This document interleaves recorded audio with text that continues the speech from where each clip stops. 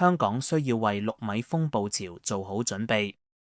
講到海水上升，首先要講清楚海圖基準 Chart Datum CD， 佢係一個好低嘅潮位基準，設定喺比一般最低潮更低嘅位置。大部分時間海水高度都喺呢個基準之上。香港喺冇風暴嘅時候，漁涌嘅天文最高潮大約係2.75米，水位1到3米，沿岸就開始受浸，升到4米，更加會造成嚴重破壞。不過維港沿岸大部分地方嘅設計高度淨係約4米，已經貼住風險底線。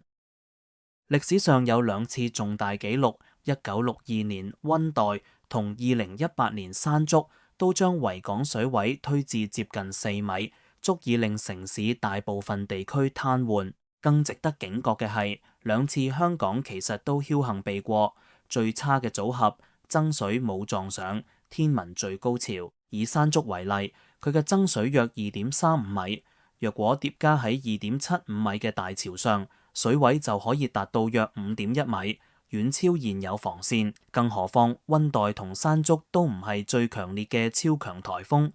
如果更強嘅風暴正面吹襲，或者喺香港以南數十公里掠過，再遇上大潮，水位只會推得更高。呢啲差一點嘅幸運唔會每次都重複。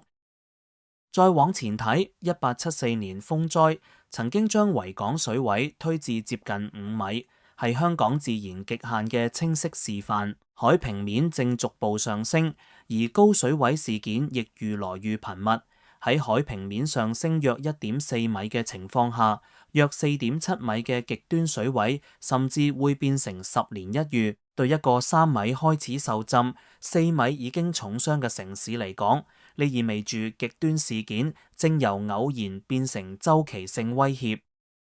面對咁嘅前景，香港終必須選擇點樣構建防線。最直接嘅做法就係將沿岸海堤普遍加高至6米，但代價驚人，亦會將海濱變成混凝土高牆，破壞景觀同公共空間。另一個選項就係喺維港外圍築3道大型海堤，東壩連接佛堂澳至哥連臣角，南壩連接摩星嶺至愉景灣，西壩連接機場至青山角，將整個維港封成半封閉內海。呢類港口大壩雖然極端昂貴，但能同時抵禦風暴潮同海嘯，係最徹底嘅硬防禦。至於航道，可以喺海壩上預留大型開口俾巨型船舶進出，或者將貨櫃碼頭同郵輪碼頭遷往維港外，以換取完整防線。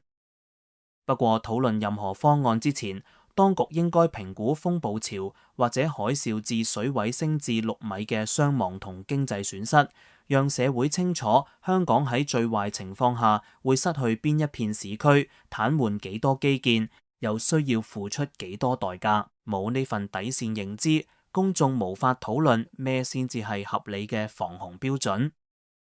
最後，氣候變化仍然係根本挑戰。香港固然要為極端情況做好準備，但更重要嘅係減少排放，將全球海平面上升壓到最低。如果要喺下一次強颱風嘅正面衝擊中站穩腳步，城市就必須同時做好2件事：未雨綢繆，並從源頭減緩危機。大自然嘅上限我哋早已見識過，而城市能否承受下一次衝擊，就取決於今日是否願意踏出嗰一步。